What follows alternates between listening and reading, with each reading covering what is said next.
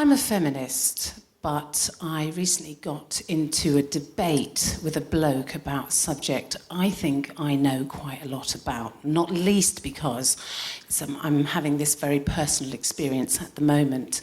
But he was talking with such confidence, and he was talking so very loudly that halfway through I thought to myself, oh my God, maybe you do know more about the symptoms of the perimenopause than I do.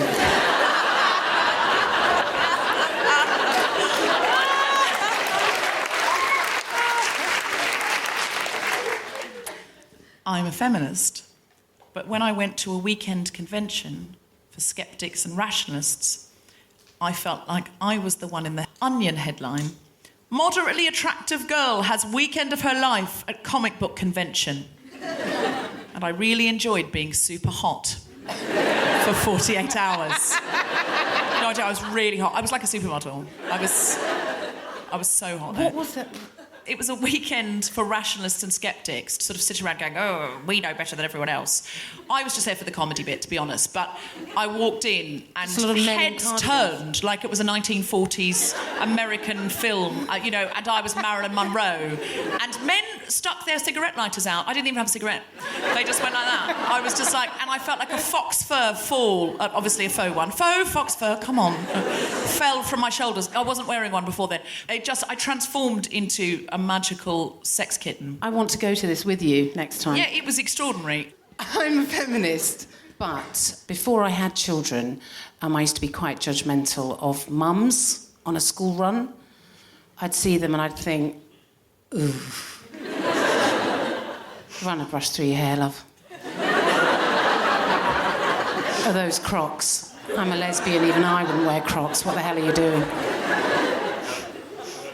Just the other day, my girlfriend asked me to sniff her jeans. I said, why? She said, there's piss on them. I just want to know how bad it smells.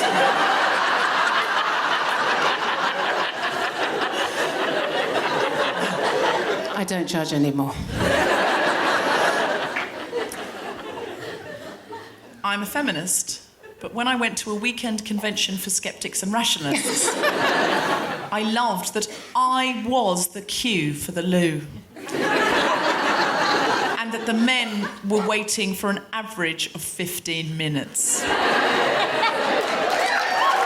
my God, that is music to my ears. I was the whole queue of the ladies' Oh my room. God, I love that. I was it. I just walked in, walked out. I went several times and I didn't need to go. I'm a feminist, but whilst performing at a women's only space quite a long time ago, I said the word penis on stage. And a woman stood up in the audience and she was livid. She said, excuse me, I don't think you know where you are. But this is actually a women's space. And we don't like the word penis. And so we would prefer it if you didn't say that on stage. And I said, I'm so sorry. I didn't realise that you didn't like the word penis. And so I'll make sure I never say the word penis on stage, because if I'd known that you didn't like penises, I'd never have said penis. What an awful thing to say, penis. Perhaps you prefer it if I said the word cock. Cockity cock. Cock, cock. Kitty cock, cock, cock. A petition was signed. I'm not even joking. And they banned me.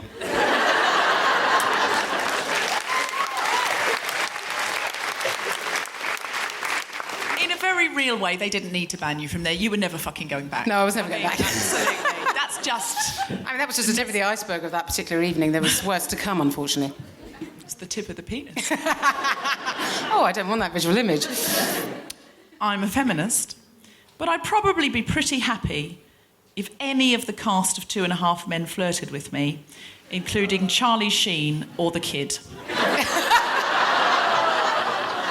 mean, I wouldn't go to bed with any of them, but I'm just saying, if I was at a party or something and one of them, Charlie Sheen gave me a bit of a... I'd not be unhappy about it. I mean, he's grotesque and sexist absolutely repellent. He is. I'm just being honest. I'd still get a bit of a kick if Charlie Sheen gave me a second look. I'm trying to think of what the female equivalent would be for There me. is no female equivalent to Charlie Sheen, and that's the fucking point. Live from the Dancehouse Theatre in Manchester, the Spontaneity Shop presents The Guilty Feminist with Deborah Frances-White and guest co-host Jen Brister and very special guest Charlotte Keatley, talking about us and our mothers.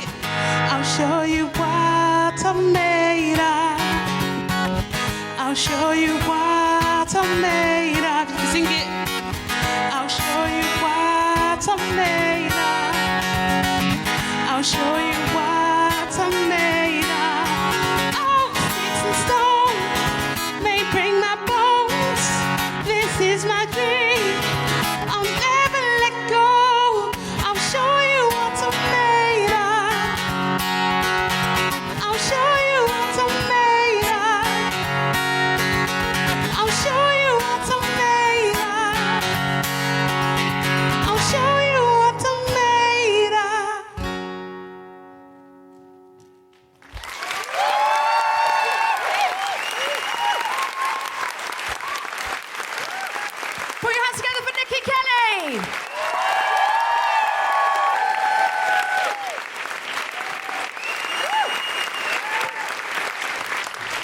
That was fantastic, Nicki. Tell us a bit about yourself. I'm a singer-songwriter based in Birmingham, and I'm also visually impaired, and I'm an events manager as well. That was an absolutely beautiful song, and we're going to hear from you later. Where can we hear that song? Where can we download it? You can find me at Nicki Kelly on Twitter, NICKI, and on Facebook. And if you sign up to my mailing list, you'll get a free copy. Fantastic, yeah, let's do that. Thank you. This is The Guilty Feminist, the podcast in which we explore our noble goals as 21st century feminists and the hypocrisies and insecurities which undermine them. So, hello, audience, Manchester. Here we are at The Guilty Feminist. This is me and Jen Brister. Hello. Hello, hello. So, Jen, how's your week been? I've spent a lot less travelling this week, so it's been brilliant. A lot of time with my children, which I've really enjoyed. Yeah, it does seem that way. How old are they? They're 2. Yeah, OK. So you're very grateful to be spending the night in an ibis. Yeah. I'm so happy. Oh, my God, are we in an ibis? Oh, yeah. Well, we've really hit the jackpot. I don't think I could be any happier. We're in the Manchester ibis. All of the rooms have got beds. Oh my God. And there's no one going to crawl into bed with me at like 3 a.m. I might. I feel like it's not cheating if you can make an I'm a feminist butt out of it. Oh, absolutely. Like, you go, I'm a feminist, but last night I shagged a married woman. Because hilarious. I don't know. Is that the case? And we could tell your wife and my husband we've done it for a challenge. Yeah, and then that way it's not really cheating, is it? No, if it's for work. Challenge. It was for work. I'm doing my job, man. Stop judging me. Jeez. It was for work. Get off my I back. have been seriously considering going to a Killing Kittens party as part of. I'm sorry, I need to back up here. Does anyone else know what the hell's going on? Do you know what Killing Kittens is? Okay, so Killing Kittens Please tell me it's not anything to do with actually... Oh, no.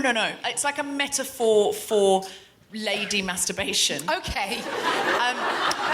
It's meant to be something about, like, when somebody once said, probably a nun, that every time a woman or a girl masturbates, a kitten dies.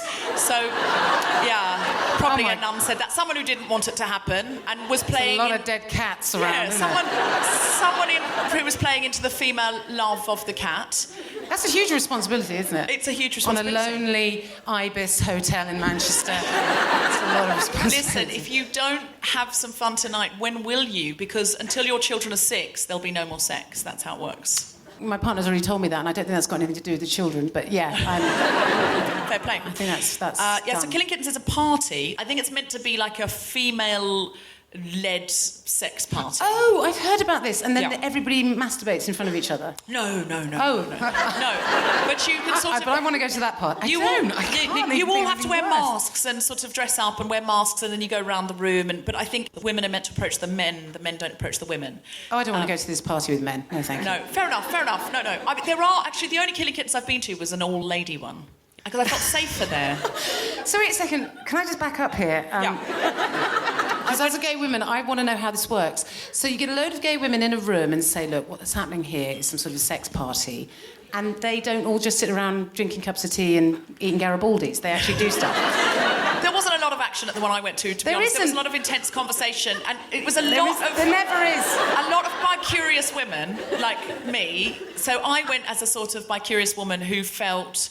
like safer amongst women. Basically, I went to a sex party but didn't want to have sex. Well, you're very safe in a room full of lesbians. There's no chance of it happening. Listen, I went to Sydney Mardi Gras, and I went to the big party that they have there. They've always had an all-male tent, so only men are allowed to go in there, and God only knows what happens in there. You see people coming out with butt plugs waving everywhere, and there's sweat, and there's stuff happening. And I walked past it, and I went, that looks incredible. I've got to find the women-only tent. What can that be like? Oh. I was young. I was in my 20s. I still was very optimistic about life. I was hopeful. You didn't know? I didn't know. I had no idea. And I walked in, and there was just sort of half a dozen women sort of wearing leather waistcoats. 2 of them were reading the equivalent of Women's Own in Australia. One of them had a cup of tea, and there was just one mad lesbian sort of moshing on her own. And I thought... This is it, isn't it? This is why I'm never, ever going to have sex ever again. It's disappointing. Tonight, we're talking about our relationships with our mothers, so our grown-up relationship with our mothers, essentially. Oh, there's a free song, isn't there? As women go, tension. This is going to be stressful.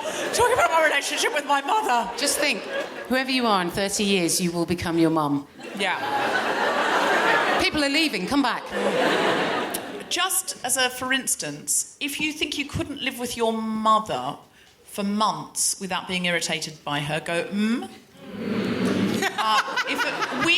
if it was weeks, days. If days with your mother will irritate you.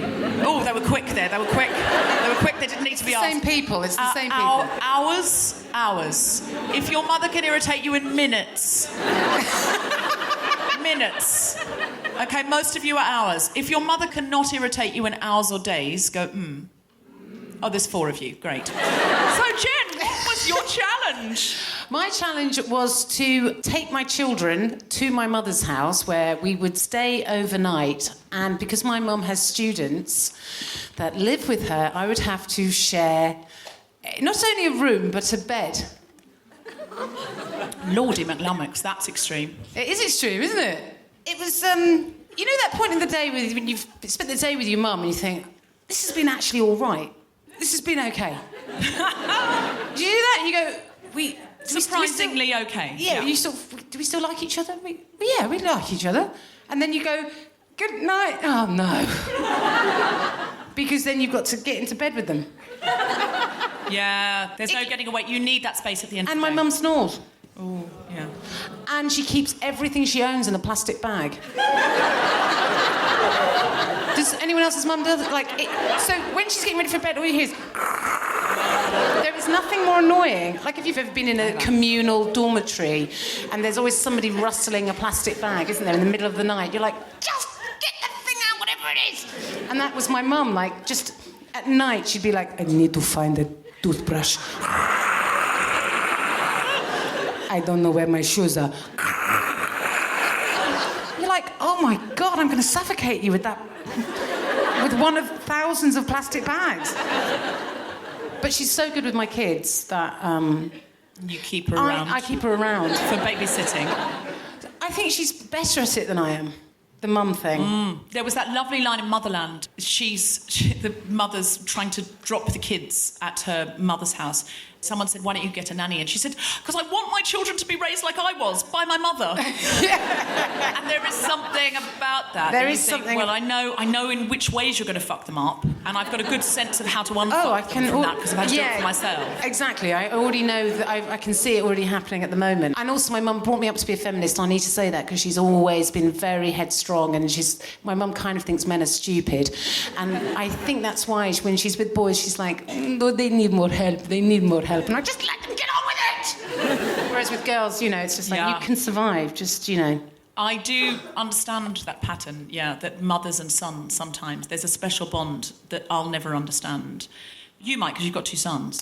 Yeah. No, okay, clearly. No, I do understand it, but I would assume that I would be exactly the same with my daughter if I had girls. I can't imagine I would be like, you make your own bed. Dinner's in dog. Would you... I don't know why I chose to put that accent on, and I can only apologise. I don't know where that came from. It's from the depths of somewhere. It'll never happen again, so sorry.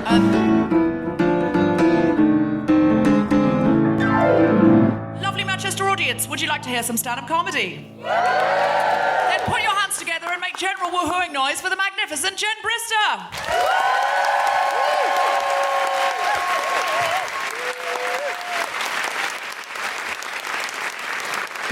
I think it's fair to say mothers and daughters have a very different relationship to mothers and sons. Would you agree with that? I'm going to make a generalisation, so forgive me, but I think with mothers and sons, it's a bit more like, oh, my darling, you're such a beautiful boy. You can do anything God can achieve. Mommy loves you very much.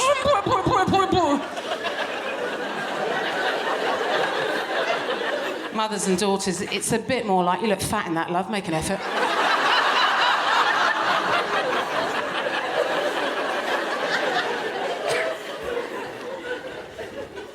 I think I can break down my relationship with my mother into 3 very simple stages. I see if you can relate. Again, I'm making generalisations here. I can only really speak from my own perspective, but I think I can break it down into when I was a child, I used to look at my mum and I think, my God, Mum, you are a goddess. I love you. You're in my entire world and I believe everything that you say. Yeah? And then I sort of hit, my late teens, early 20s, and I'd find myself looking at my mum and thinking, Mum, I'm going to question some of the things that you're saying to me. And then you get a little bit older, then you hit your late 30s or middle age, and you find yourself looking at your mum and you think, you're fucking mental.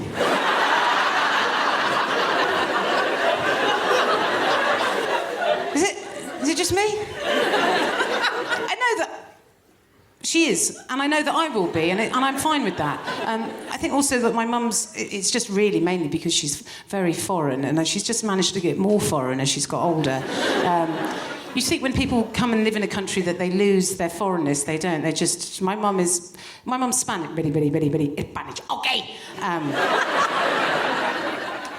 And she's lived longer in the UK than she's ever lived in Spain. Hasn't lost her accent. Lost her words, she cannot pronounce. Lost her words. My favourite word my mum's never been able to pronounce is my brother's name.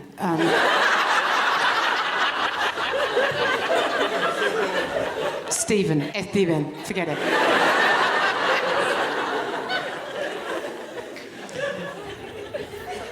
I think what it is that my mum is quite aggressive. You know how British people, we're very... In this country, we're sort of passive-aggressive, aren't we? And we're low talkers. Because my mum only has one volume, it's like very loud. Hello! How are you? And in this country, we can't bear it, can we? That sort of volume, it absolutely... Particularly the middle classes in this country, because middle-class people are low talkers, aren't they? We don't like to raise our voices, do we? If we've got a bit of money, and if we hear somebody shouting, we just assume that they're poor.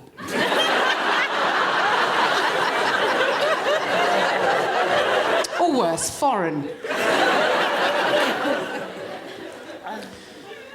I like to compare my mum to my girlfriend's mum because she's very British, so she's very... she's sort of very much more like this. Like, we get on fine, but I still think she can't really cope with the fact that her only daughter is going out with a lesbian. Because, of course, her daughter's not a lesbian, no, it's just me. Just me, strumming away on my own. Bing, bing, bing, bing, bing, bing, bing.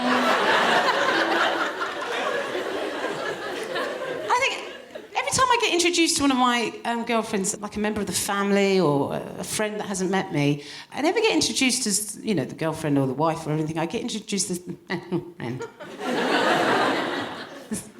Friend. But also with this weird voice that comes up. It's not even special friend, it's like... This is Jen, my daughter's... It's that voice that British people adopt, isn't it, when they can't cope with whatever they're saying? Like, you know, like... And, you know, just things like... My mum's very different. As I said, she's very direct. I'll give you an example. When I went to tell my mum that my girlfriend and I were thinking of having children, she just turned to me and said, my God, Jennifer, I do hope you know you cannot get pregnant with 2 fingers.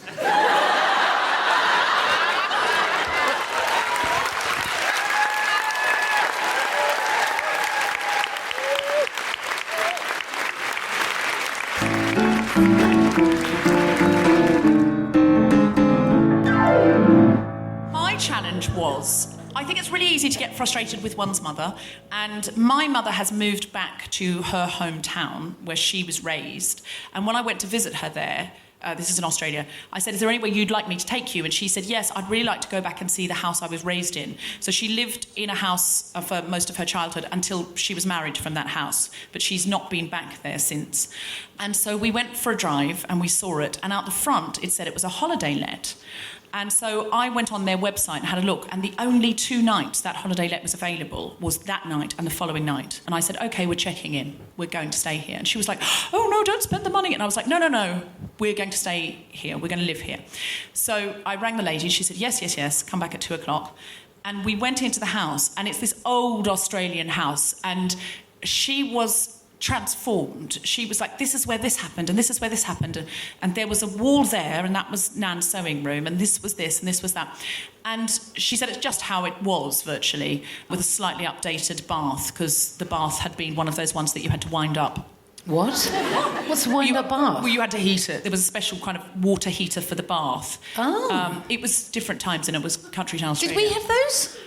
Wind-up baths? Well, I don't know if you wound them up, but you did. There was some sort of... You only got a certain amount of hot water because the hot water was just for the bath.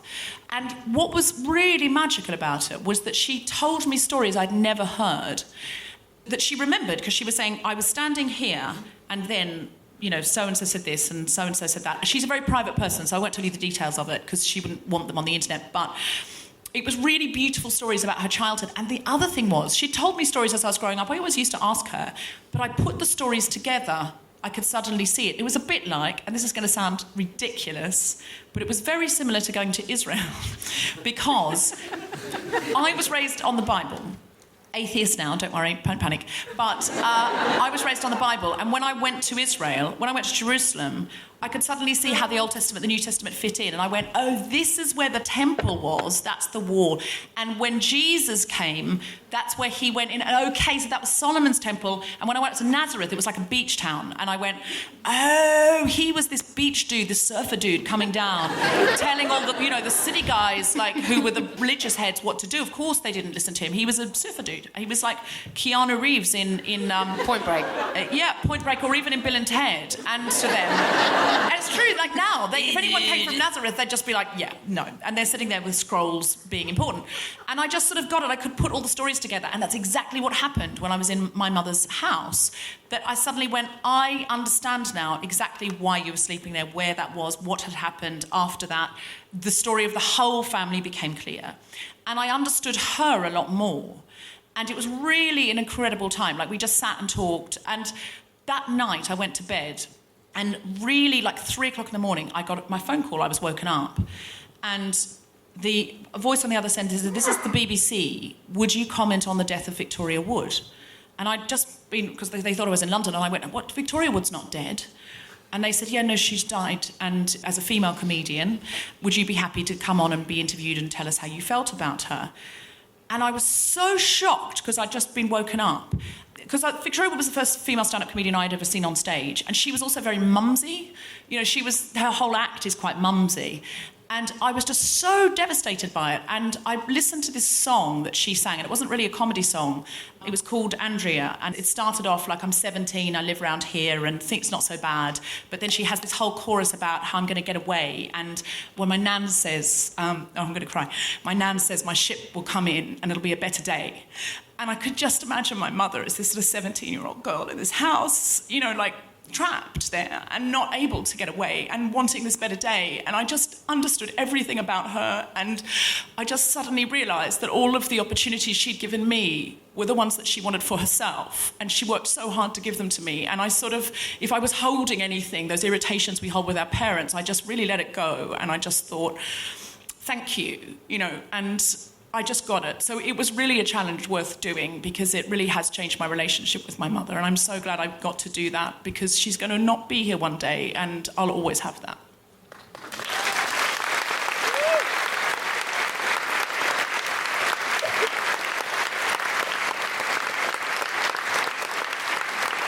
Comedy! Slightly better challenge than just sleeping in the same bed as your mum. I really thought, she's not going to be able to beat that. No one can beat that.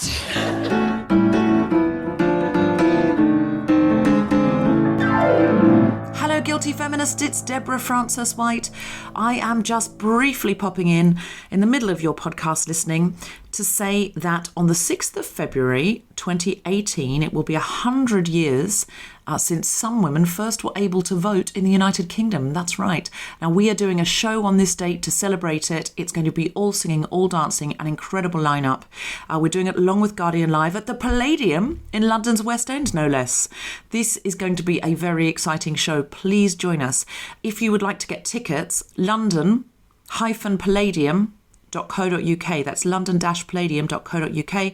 If you would like to see me before the end of the year, all the Guilty Feminist shows are sold out, but you can see me at Standard Issue in conversation with Sarah Millican at Leicester Square Theatre on 14th of December.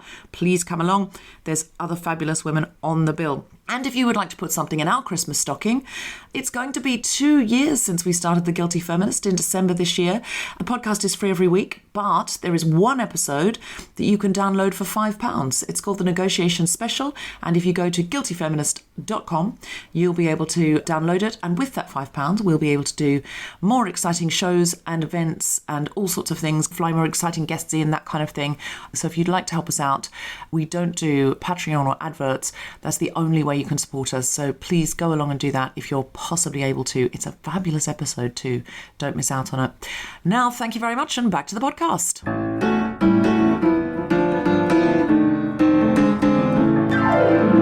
Please welcome onto the stage Deborah Frances-White.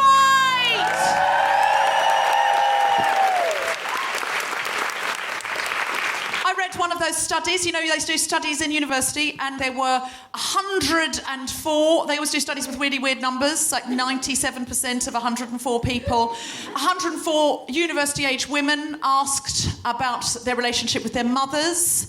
And of the women who were asked if they considered their mothers and themselves to be feminists, and said that they were, and then said that they got on well with their mothers, not one of those women said that feminism had anything to do with them getting on well. They said, yeah, we get on well with feminists, but feminism's got nothing to do with that.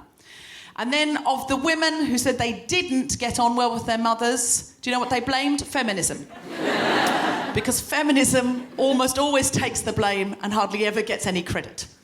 That's how it works. I looked at one of those articles on Psychology Today that said the 8 toxic signs that your relationship with your mother is toxic. The 8 signs your relationship with your mother is toxic. And they were things like the relationship is controlling. The relationship is self-centred. There are self-centred elements to the relationship. There's controlling. The relationship is enmeshed.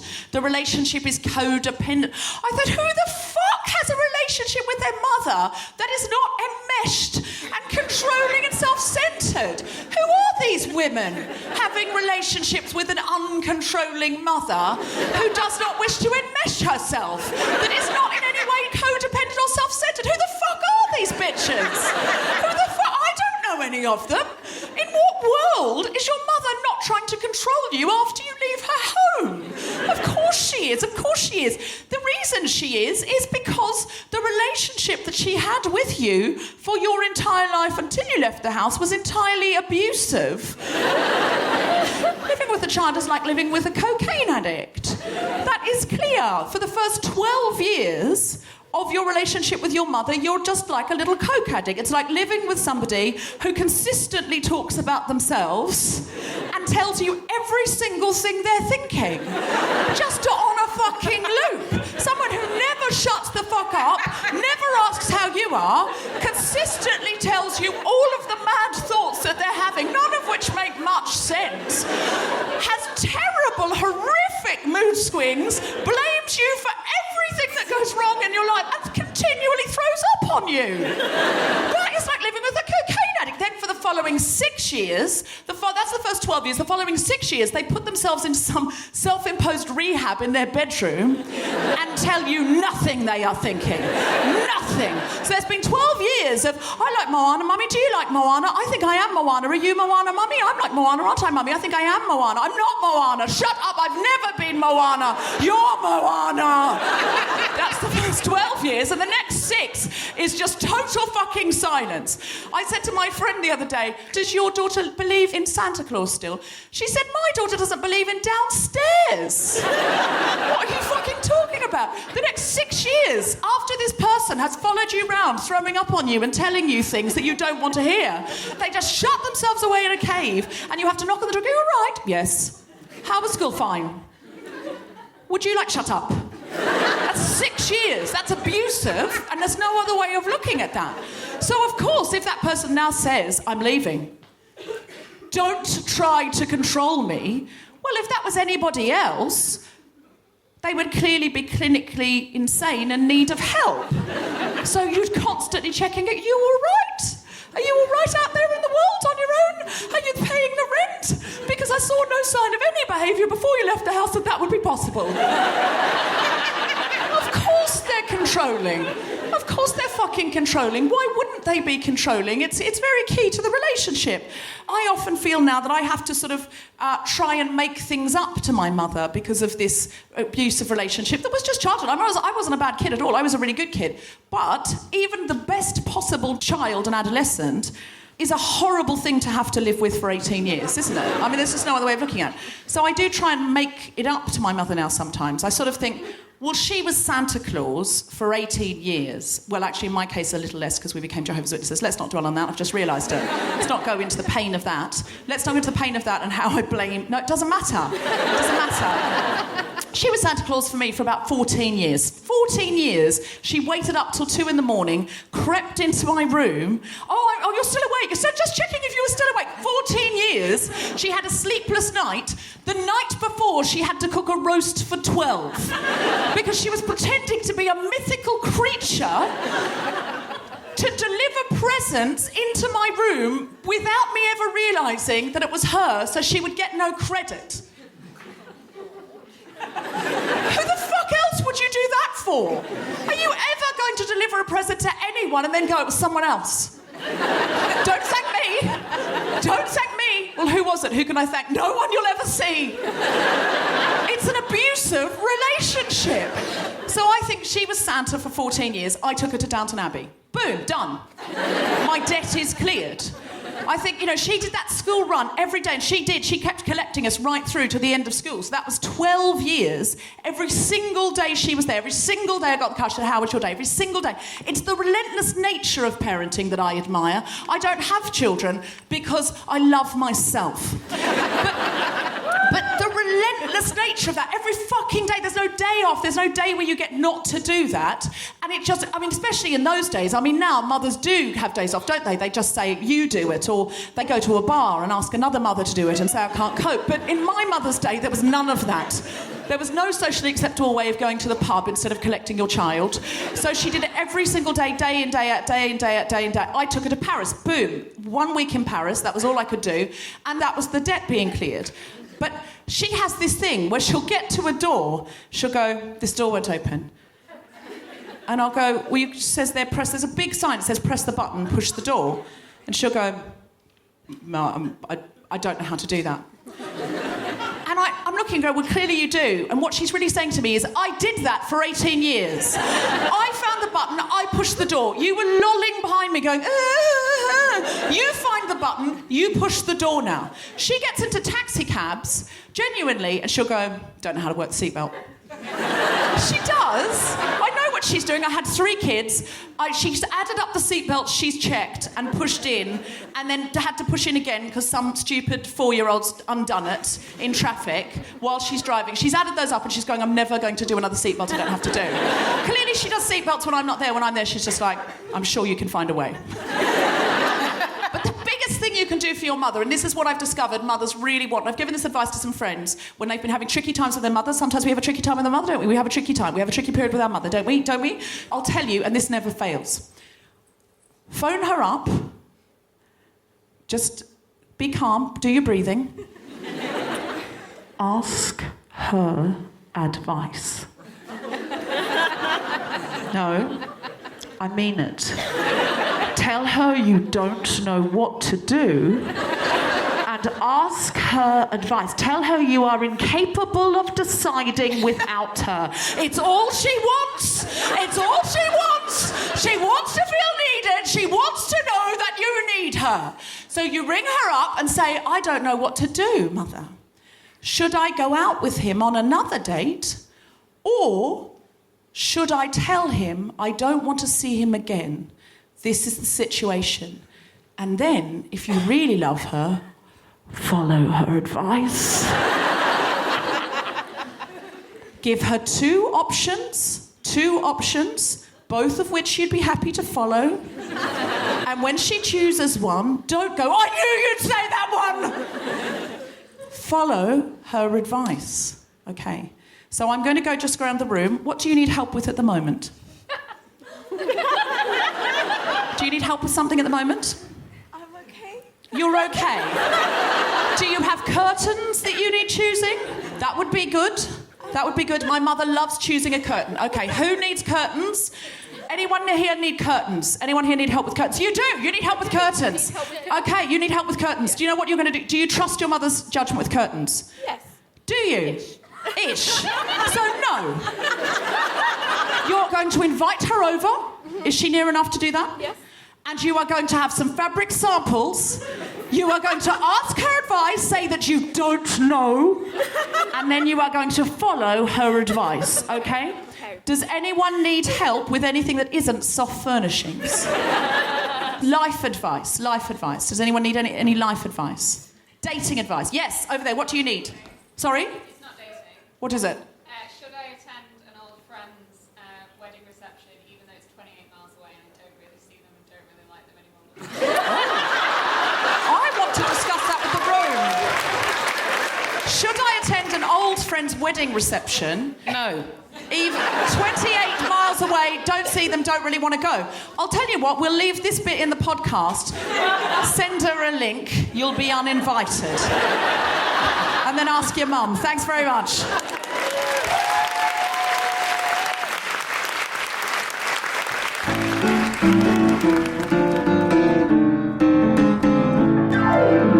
Would you like to meet our guest? She wrote a very seminal play called My Mother Said I Never Should. It's the play written by a woman that has been most performed in the history of the world. It has incredible themes about motherhood and relationship with children and relationship with mothers. It was chosen in the National Theatre's top 100 plays of the 20th century. Please welcome Charlotte Keatley.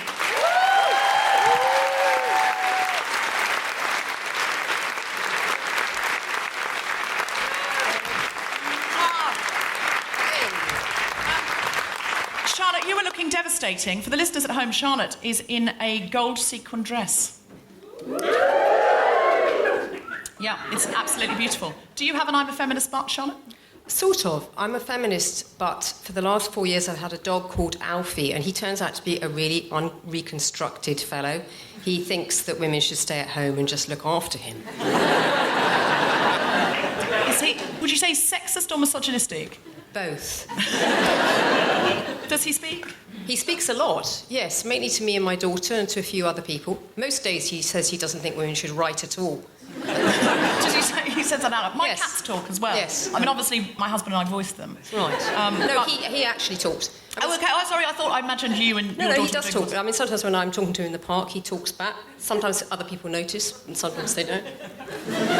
Charlotte, if that was anyone else, I'd think, but with you, I actually don't know. I've known Charlotte a long time, and she's quite magical. And you did write this very seminal play about women, and it's about the nature of motherhood, isn't it, as well? Because I don't want to give any spoilers away, but Well- there's a woman who gives her baby... Is this a spoiler? It's a spoiler. Should we spoil it? Yeah. Well, if they haven't seen it by now, come on. You've been slack. You sort of get it. Go and see it anyway. Yeah. Yeah, no, well, I just thought... I wanted to write about mothers and daughters because I was about 24, and I thought, when my gran was my age, who grew up in this city as well, and I thought how little choice she had. I was wondering what I was going to do with my life, and it suddenly hit me how different it was from my gran's life, what I could do, which is sort of anything. And that was the germ of thinking, I'm going to write a play about mothers and daughters, because across the last 100 years or so, there's so much more change per generation of women than men. It's just incomparable. My brother's life isn't very different from his grandfather. My life is so different from my grandmother. And I'll use 4 generations of mothers and daughters to look at the last 100 years. So it's about civilization, it's about society. But, because it's by a woman, and the 4 characters are women, it's seen as a play about women in that interesting way that we're a sort of little subsection of, culture. The 2 questions I get asked most. This play, it was turned down for the first 3 or 4 years by lots of theatres, and the biggest reason, I kid you not, wait for it, was it wasn't about anything because it was only about women. This is 28 years ago. And the question I most get asked, even now, is, what's it like to be a woman playwright? That question is packed with so much. The implication that a woman playwright isn't a proper playwright, and also that I was a man previously but changed. But you have an experience to compare it with. Obviously, yes, and I know what it's like to be a man playwright and all those other things. And the other question is, and I was asked it only less than a year ago when there's a production just West End, the publicity guy said, and so what's of interest in this play to men? My daughter, who was beside me at the time, sort of made squirming noises and agonised, and she said afterwards, "You're much too nice. You're much too nice to him." But it is extraordinary. I mean, But no who one asks- ever asks a woman, what did you get out of Hamlet? That's right. Nobody says, what about Pinter, Mamet? Is there anything for you there? Can you enjoy it? It's just because it's just accepted that, of course, we want to hear those stories, and those are the stories that should be told. And also, there's this idea that people go. I was telling somebody what my job is as a stand-up comedian. They went, well, it's a lot easier for you minorities, isn't it? And I went, you think a woman is a minority? I think you'll find that there's more of us than you. You're outnumbered, mate, so watch your back. It's true, though. I often think that white straight men are a minority because Because they are. All, 51% of the population is female, but then you have gay men and transgender men and men of colour, and white men are not that much of the population given the airtime that they get. And I sometimes look at the television and think, well, it's great that minority is getting so much representation. It's good. Strong work. They've got a strong lobby. That's clearly all it is. They've got a fucking great lobby. That's what they're great self-advertisers. But you're right. That play is seen as a women's play, and actually it's a play about human beings. Yeah, well, there's a play called Jerusalem that was on a few years ago by Jen Brister in London. It's a really good play. And everyone said it's a really good play. And I said it's a play with 21 characters. 3 of them are women. One of those women only sings a song in the interval. So... And it's seen as a state of the nation play, which is something that apparently just men write. So if I wrote a play with 21 characters, 3 were men, 1 only sang a song, probably wouldn't be put on. I'm not joking. If it was put on, it would be put on as part of a women's festival. It wouldn't be seen as speaking about humanity. And that's what's interesting. Yeah, definitely. Jerusalem, I went to see Jerusalem, and it was years ago, so I didn't even think about it. I just thought, here's a play about society.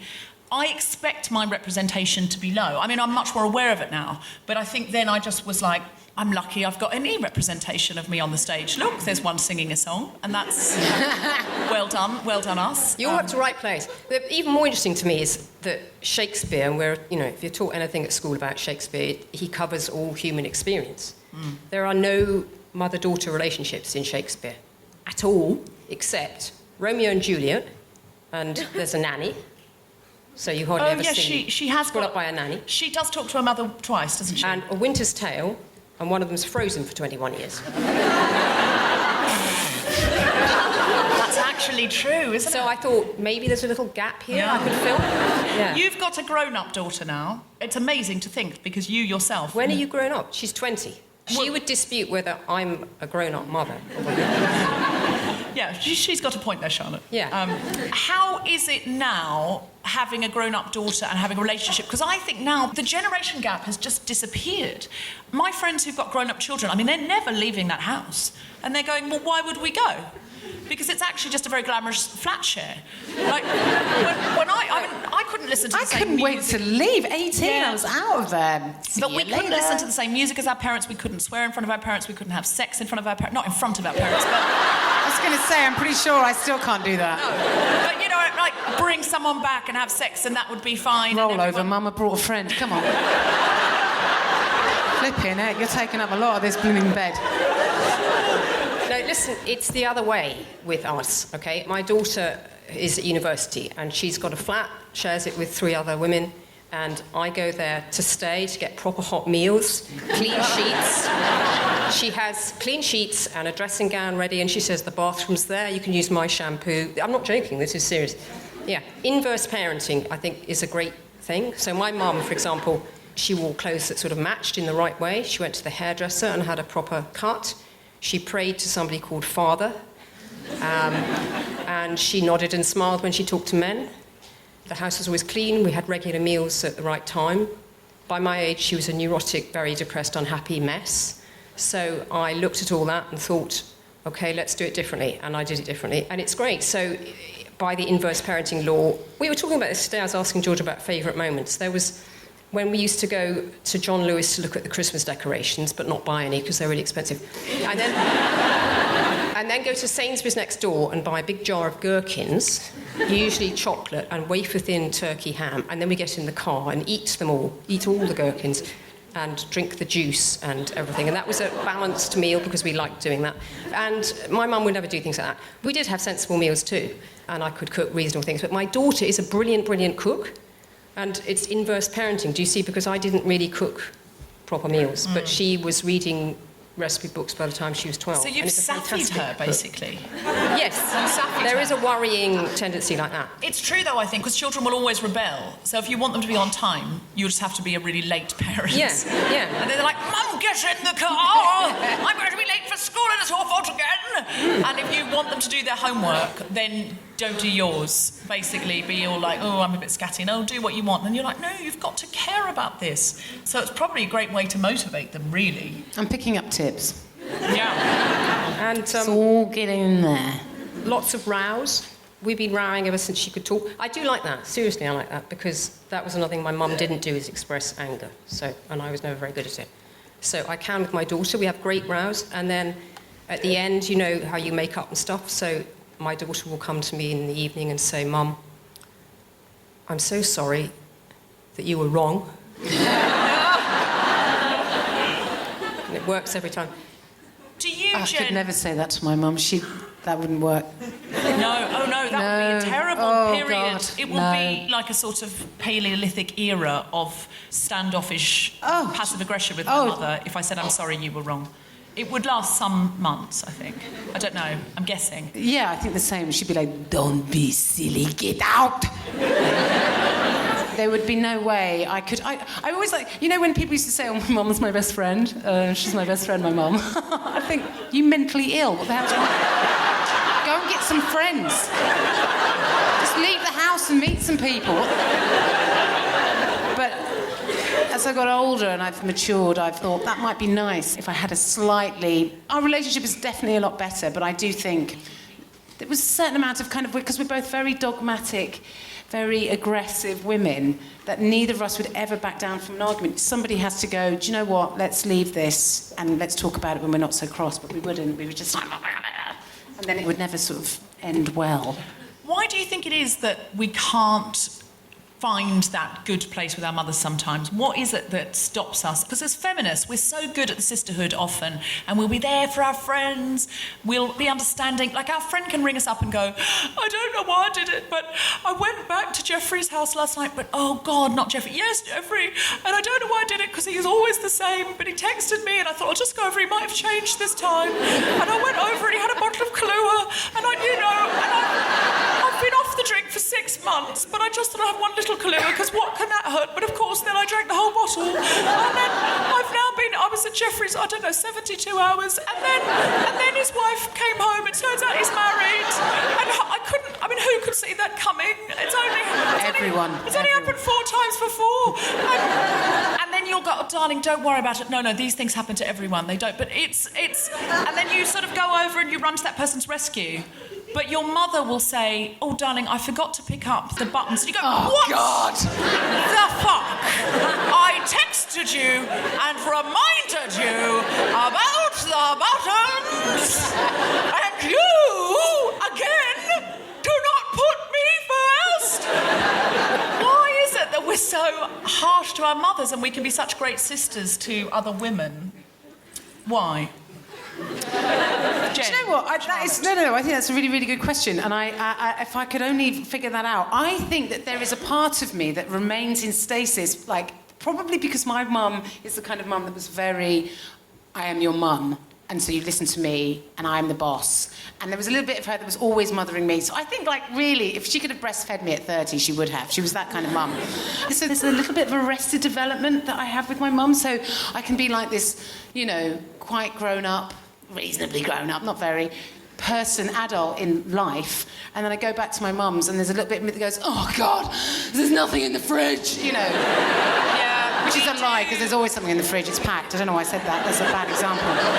We trigger that infant part of us, maybe. That's in your play, isn't it? Suddenly they'll all be children again in the play, and we'll see them as childlike figures, even though they're grown-up women playing the parts. Yes. The idea of that is, what if we could meet our mum and we didn't know it was our mum?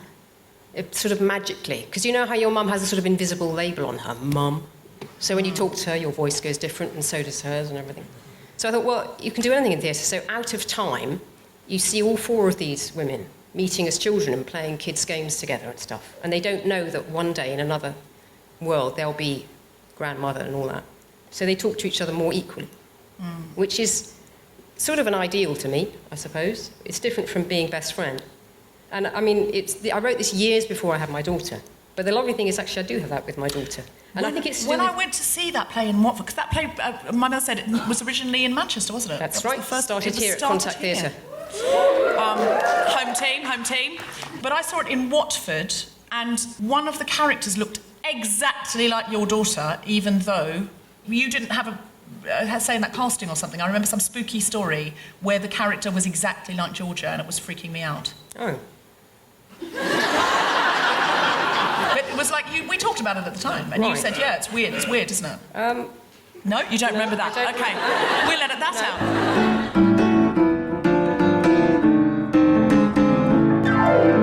Anyone got a question?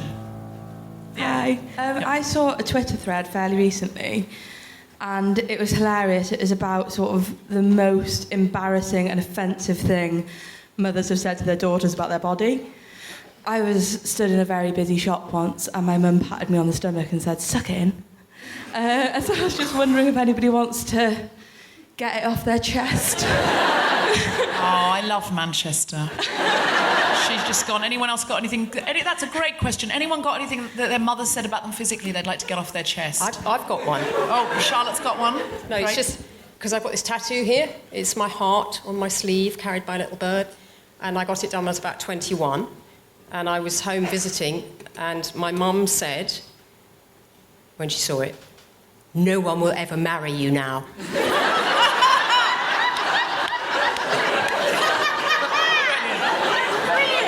Brilliant. You're a scarred woman.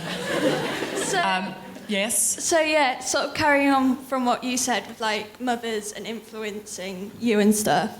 It's the way your mothers impact daughters I always think's really interesting. So like my mum's been like dieting constantly, worried about her weight. I was wondering how you can sort of like have that and not pass it on to your daughters, or how you deal with your own insecurities without passing them on to your children. Good question. Good question. I have a friend, she's kind of an American Jewish, sort of fabulous. She says, my mission as a parent is to give my children as little baggage as possible. And that's a really good goal, I think, because you are going to give them baggage, and you should give them baggage, because otherwise they'd be the only ones at the carousel without anything coming around. Like, baggage-free people are frankly dull, unempathetic, can't relate. I think a lot of Donald Trump's problems, not enough baggage. Doesn't fucking relate to anyone. It's just like, born with a silver spoon, everything's gone my way, everything's coming up roses, who can I blow up? That is basically him, isn't it? I think a certain amount of healthy baggage.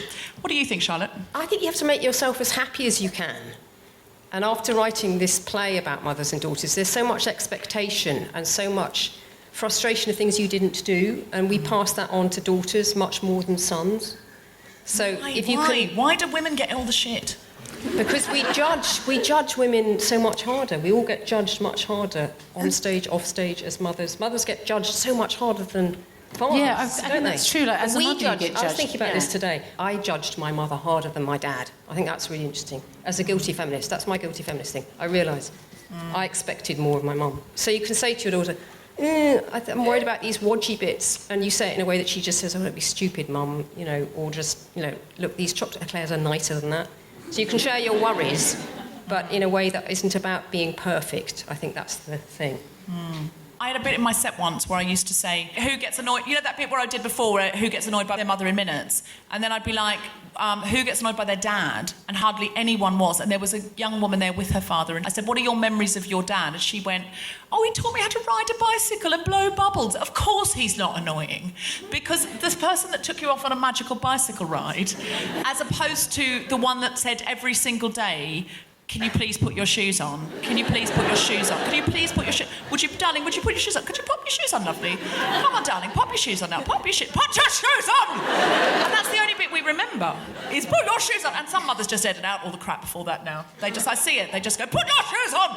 Well, they've said anything else, so you think, why can't you, Yeah, after about 5 years, I imagine you get there a bit quicker. No, my dad's really annoying, so I can't relate to that. I think also it's really important to admit or show that you get it wrong as a mother, just as much as any other kind of human being does. I mean, one time when my daughter was about 12 and I went to get her from school because she had a lot of bags that day, and on the way in the post office, I saw this green curly acrylic wig. So obviously when I turned up to collect her from school, I was wearing the green curly acrylic wig. And she just looked at me and ran in tears out of the school, waited further down the street. So, I admitted I made a mistake as a mother at that point.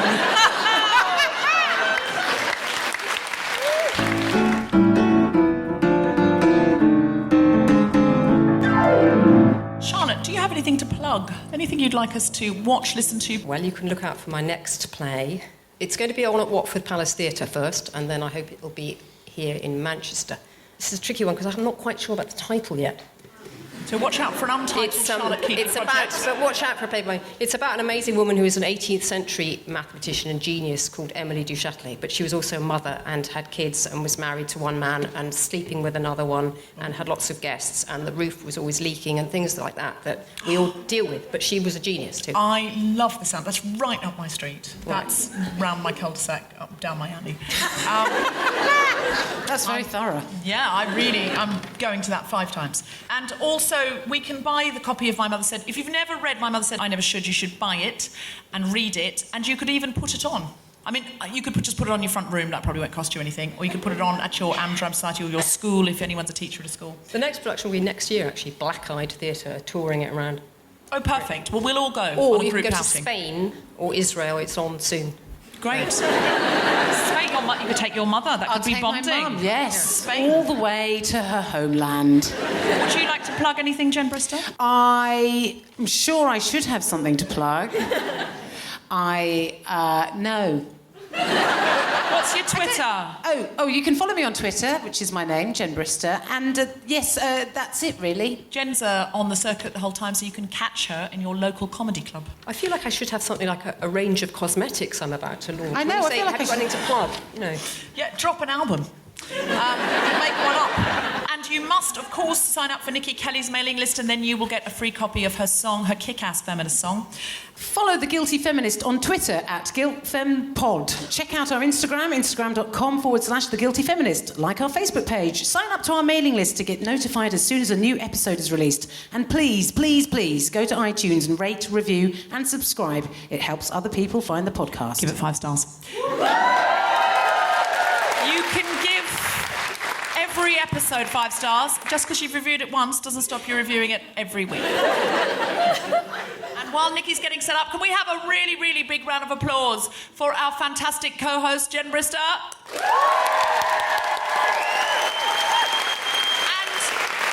I really do mean this. It's a big honour to be able to talk to Charlotte Keatley tonight because she is a bit of a living legend. Friends of mine are always so impressed that I know Charlotte. So I tell them all the time. Big round of applause for Charlotte Keatley. And just so wonderful to get to know... I've only got to know Nicki very recently, but she's included herself so beautifully and brilliantly, and I'm so thrilled that she schlepped all the way from Birmingham tonight and was able to join us on stage. Not like, by the way, the woman that sang the song in the interval of Jez Butterworth's play, but the woman who is opening and closing this episode. Give it up for Nicki Kelly!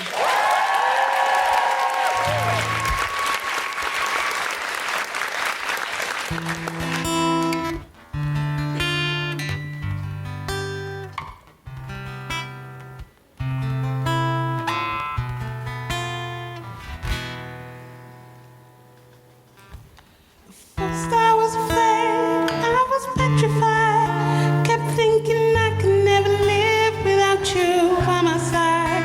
But then I spent so many nights thinking how you did me wrong. And I grew strong. I learned how to get along and pull you back from outer space. I was looking like you here with that sad look upon your face. I should have changed that stupid lock. I should have made you leave your key. You had to go through just 1 second. You'll be back to bother me. Go on now, go. Walk out the door.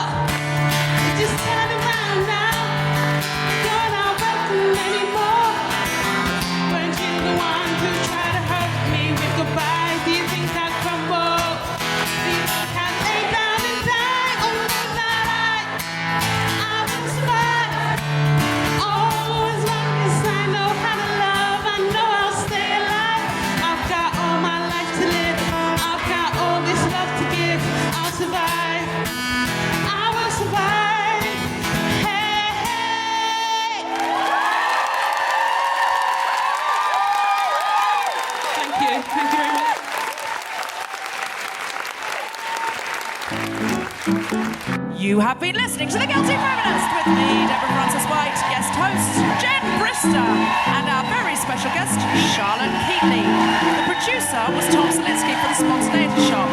Music was by Mark Hodge and Nicki Kelly. The recording engineer was Chris Sharp. Thanks to Tony and Hannah and PBJ Live and everyone at the Dancehouse Theatre, as well as all of you for listening. For more information about this and other episodes, visit guiltyfeminist.com. Ready? Are we ready? We're going to do so you know when you're listening at home or on the tube or on the the tram? I forgot where I was. On the tram. When you get on the tram, you pop on the old Manchester tram.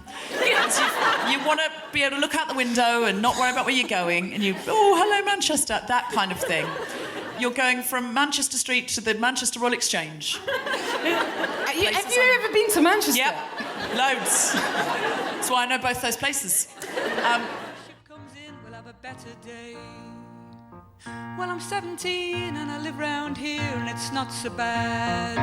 And my sister's left, so I'm just at home with me mum and dad. And something set me thinking this thing that she would say. We'll win, it'll all begin when our ship comes in. We'll have a better day, a better day, a better day.